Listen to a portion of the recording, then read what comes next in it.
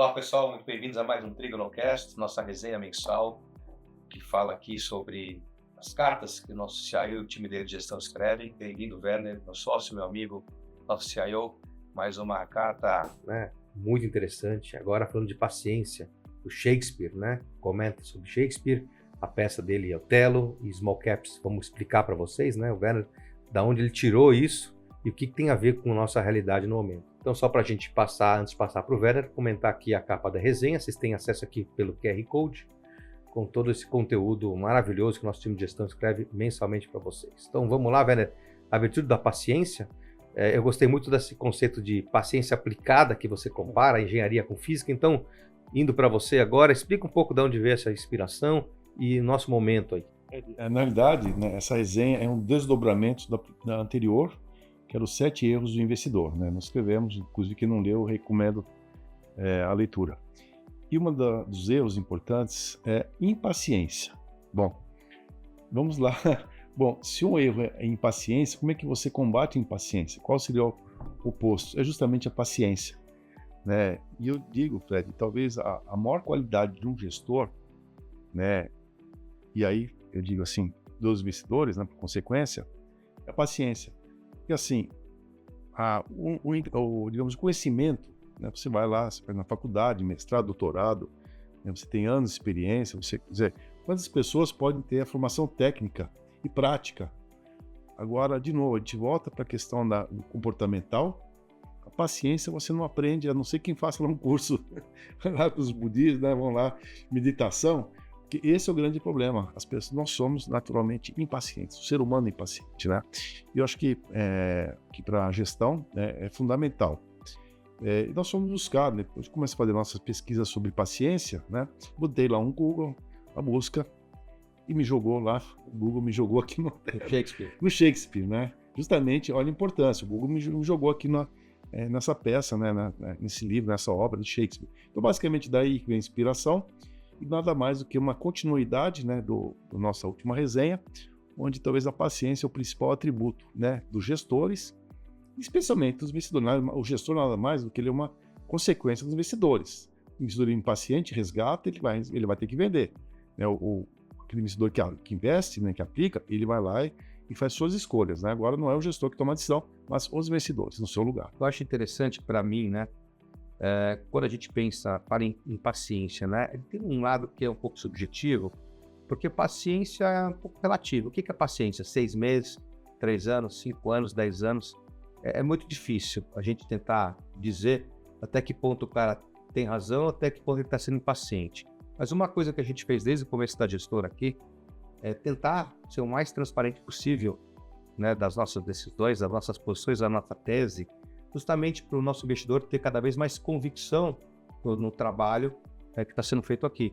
Porque o que te dá para você, como gestor, a paciência não é só a sua experiência, é a convicção que você tem nas teses e nas empresas que você investe, e essa paciência te dá através disso. Então, como é que a gente transfere isso? Através de todo esse conteúdo que a gente faz aqui mensal, nas nossas cartas, né, nas nossas lives. Semana passada você trouxe a Metal Leve com 4 diretores aqui para contar. Essa semana tem uma outra empresa para conversar. Então, nossos investidores que escutam, né, têm acesso a esse conteúdo, acabam ficando na mesma página, tendo a mesma convicção. Mas voltando aqui, então, Werner, você está mencionando aqui Otelo, Moro de Veneza, uma peça, Hamlet, todo mundo conhece, tem o Henrique V também. Então, Shakespeare é um escritor inglês. Eu fui na cidade dele, chama Stratford-upon-Avon, lá na Inglaterra, onde ele nasceu. E realmente, para quem lê Shakespeare, né, em inglês, na língua original, é muito difícil entender a linguagem de época, em linguagem medieval, mas eu achei muito interessante você trazer ele aqui de novo para a nossa resenha. Então, queria te perguntar um pouco nesse contexto aqui do Otelo, são os 4 personagens, onde vem a paciência? Tem várias citações, né?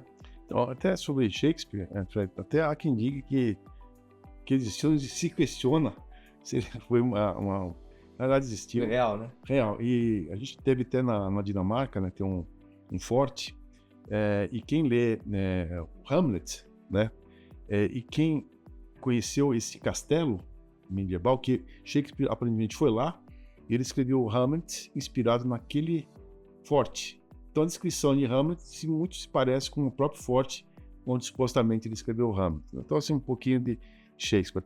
E Fred, sobre paciência, né, é interessante, você falou, mas qual que é o prazo da paciência, né? Então existe duas outras termos, né, que não são sinônimos, que é pragmatismo e teimosia. Então assim, o paciente é teimoso, né?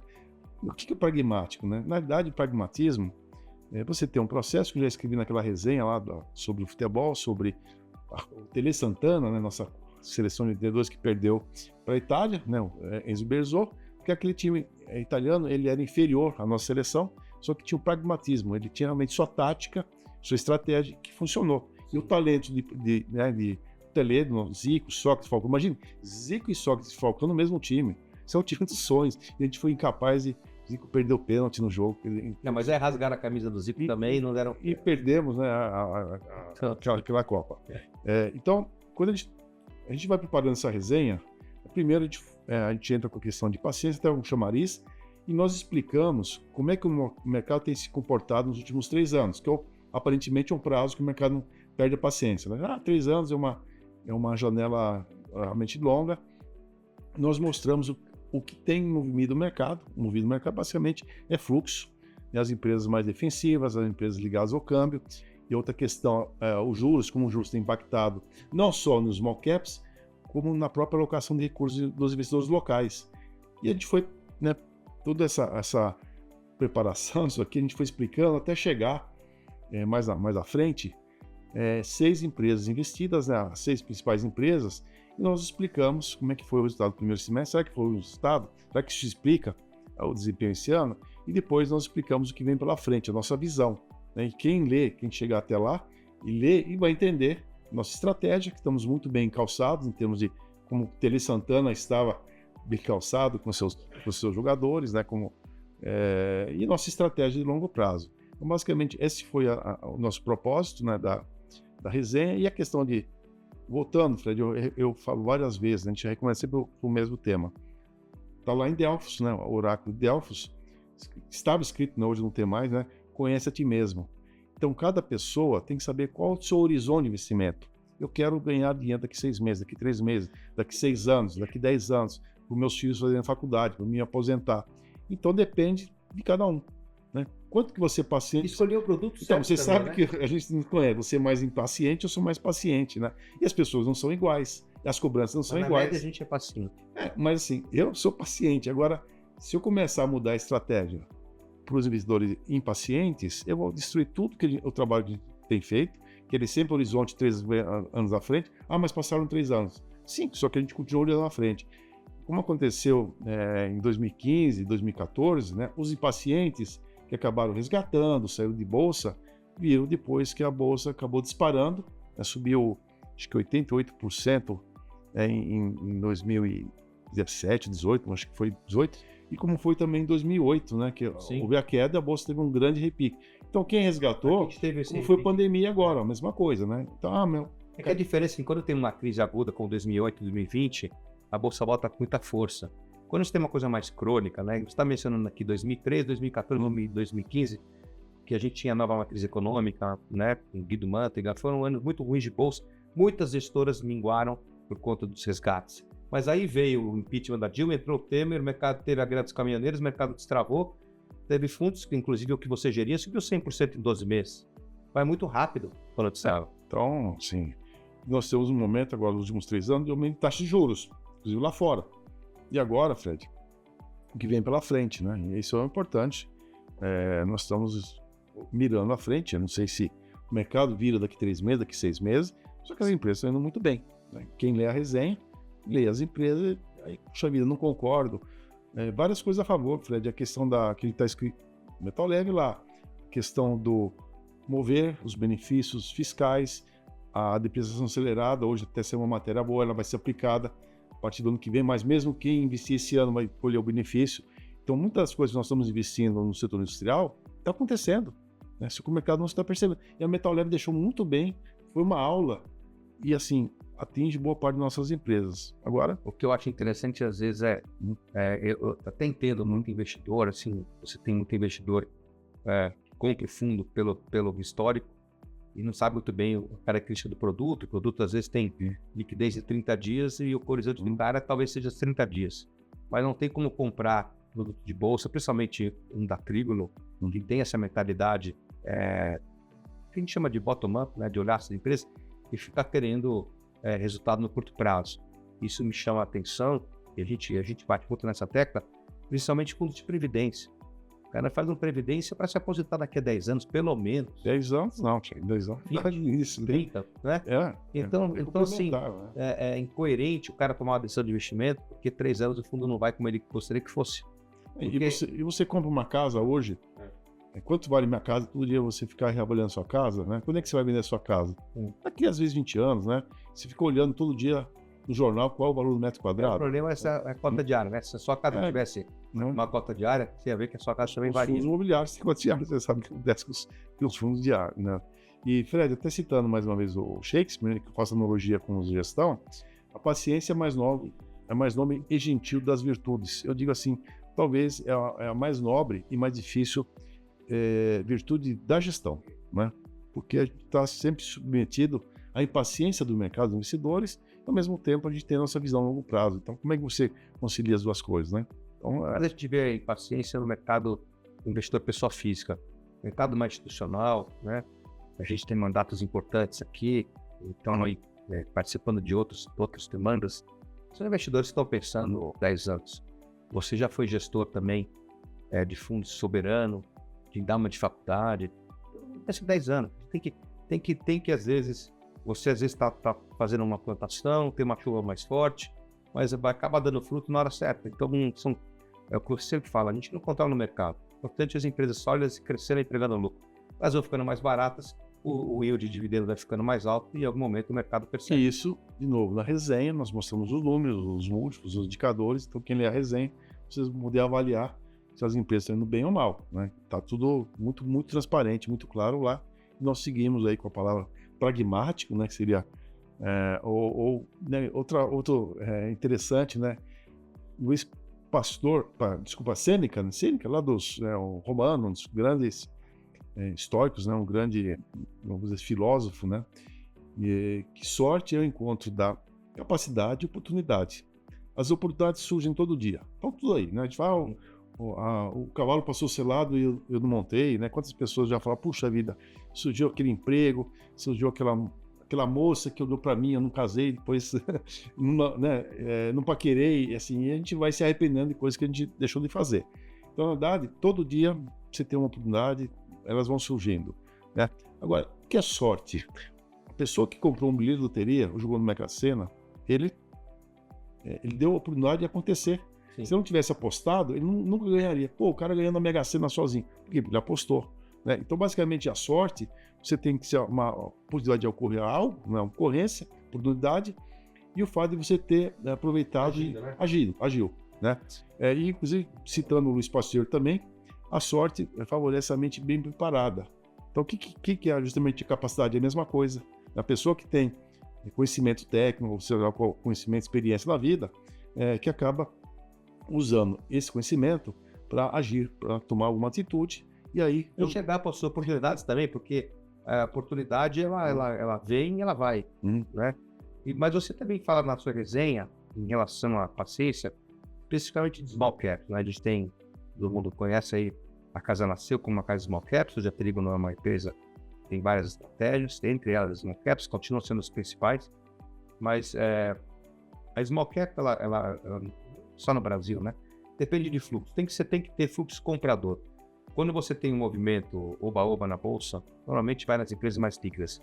As small caps, elas entram com fundamentos e quando a turma que tem dinheiro precisa de aumentar o risco, precisa aumentar a alocação.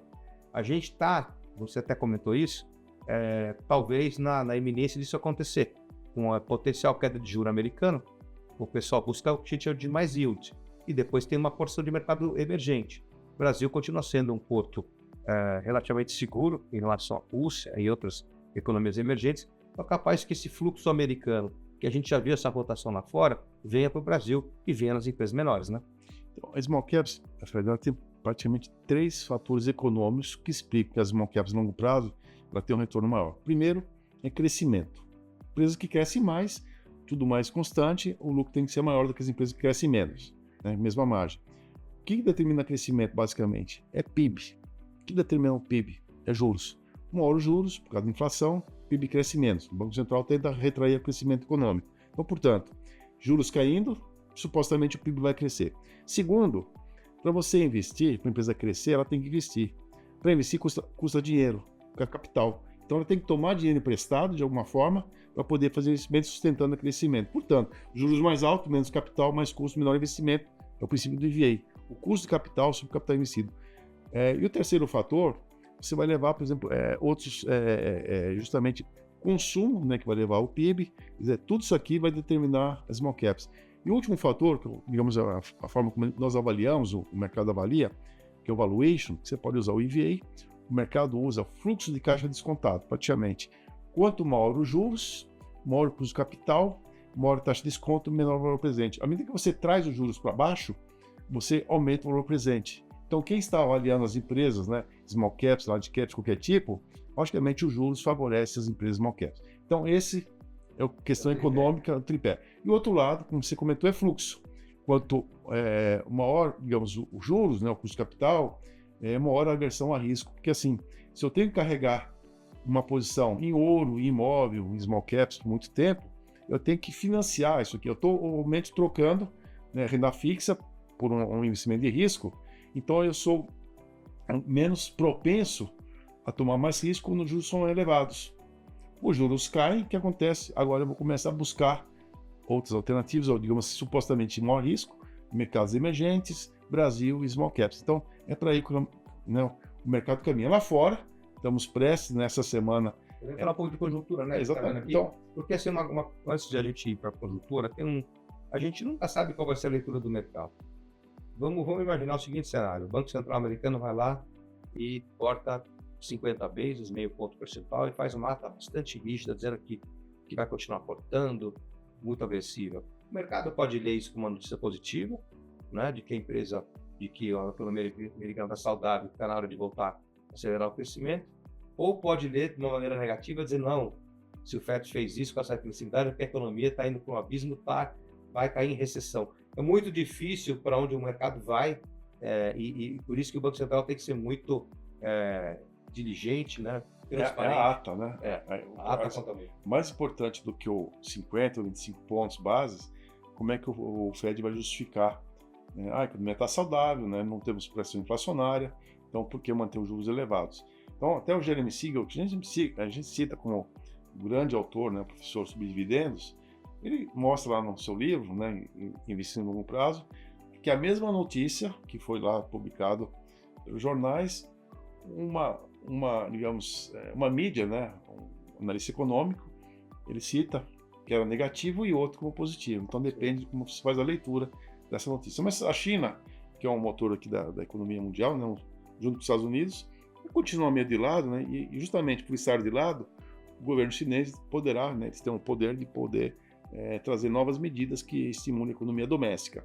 E como você citou, o FED do outro lado, acho que estamos num momento de pouso suave, não haverá recessão, a inflação caminhando lá para o centro da meta, então o Banco Central americano, o FED, poderá realmente trazer a inflação para baixo e possivelmente sustentado por uma ata benigna, né, como você comentou, e aí dando confiança aos investidores. Puxa vida, os juros vão continuar caindo e agora eu vou meter como o Russell, né, o índice Russell já está subindo, né? Por quê? Porque o mercado americano já está procurando small caps no seu mercado, aí eles vão procurar em outros mercados. Agora, você falou de juro americano, né? E a gente falando um pouco do Brasil, a gente vai ter no mesmo dia também a decisão do Banco Central brasileiro, e as expectativas, né, de inflação deram uma desancorada, porque a justificativa que deu aquele repique do dólar, o dólar já deu uma voltada, né?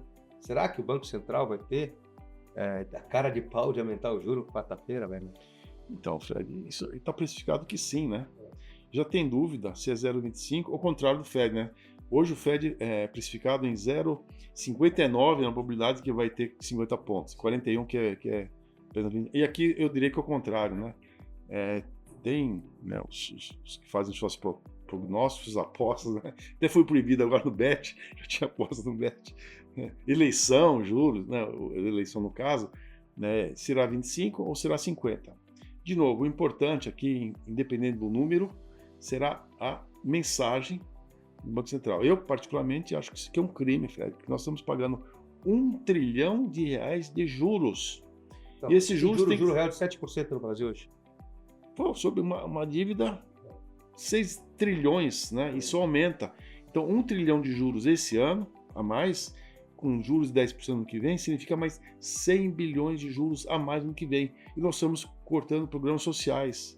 Aqui, vamos ter que pegar recursos que estaria sendo investido, né, como redutor do seu déficit fiscal para agora a questão dos incêndios. Né? Vou criar um orçamento extra aqui, fora do orçamento, para sustentar. Então, assim, você imaginou 100 bilhões a mais de juros sobre um 100. Então, para mim, desculpa, eu acredito que o Banco Central esteja errando, né? E eu li outro dia que o Banco Central ainda tem que ganhar credibilidade. Fred, se depois de 3 anos e meio o Banco Central não ganhou credibilidade em final de mandato, desculpe, então ele foi incompetente para criar uma mensagem de credibilidade e leva a discussão se é política ou não. Né? Se é política econômica hoje... O ponto é o mesmo, meu medo é ele comprar para provar que não é político, vai aumentar o juros. O Fed não está preocupado com o tamanho do déficit americano. A missão do Fed é justamente controlar a inflação e manter a economia criando emprego. Aqui não. Aqui, assim, o que o Banco Central tem que ver com o Ministério da Economia, da Fazenda e Planejamento? Nada. Ele tem que cuidar da casinha dele, que é controlar a inflação. A inflação está dentro da meta, né? Não está acima da meta, um pouquinho próximo do centro ou do teto da banda superior, mas por enquanto está dentro da meta da inflação. Para mim, não justifica aumento, apesar que eu acredito que vai acontecer. Agora tem que ver lá fora qual que é a força. São dois vetores brigando aqui, né? Mais ao norte, mais ao sul. Qual será o principal vetor? 50% a menos de juros lá fora, ou 50 pontos, ou 50 pontos nos juros aqui dentro. Mas se aumentar 100 pontos, né, 100 vezes pode esse spread de juros, a gente vai ver um real voltando cada vez mais para 5, né? Você vai ver, na realidade, o real valorizando, e aí você contribui para uma redução da inflação. Eu não sei se essa... Naturalmente, né? Não é, mas assim, a economia indexada, não tem nenhum efeito sobre a economia indexada. As commodities, não tem nenhum efeito das commodities, quer dizer, commodities, na realidade, são fatores alheios ao Banco Central, voltar ao Banco Central. Consumo, nós estamos com o pessoal jogando dinheiro, né, em bet, consumo cada vez mais fraco, as empresas de varejo com resultados muito fracos, não existe inflação de demanda, existe inflação, talvez, de oferta. Não estamos investindo, portanto, não tem oferta, você aumenta o preço por falta de oferta e não por excesso de demanda. Então, eu realmente discordo totalmente aqui do Banco Central, não sou economista. Tive lá um evento com o Luiz Gonzalo Beluso, né? E ele justificou que o Banco Central está sendo político e não está sendo realmente pragmático, que é combater a inflação de uma forma adequada e não simplesmente chutar excessivamente o que está acontecendo. Sim. Bom, para a gente terminar aqui, a gente está vendo um fluxo gringo forte em agosto, né? O pessoal já está antecipando. E vamos ver o que acontece aí com esse fluxo a partir de quarta-feira, quando a gente tem aí ideia do que vai acontecer com os juros, tanto aqui como lá fora.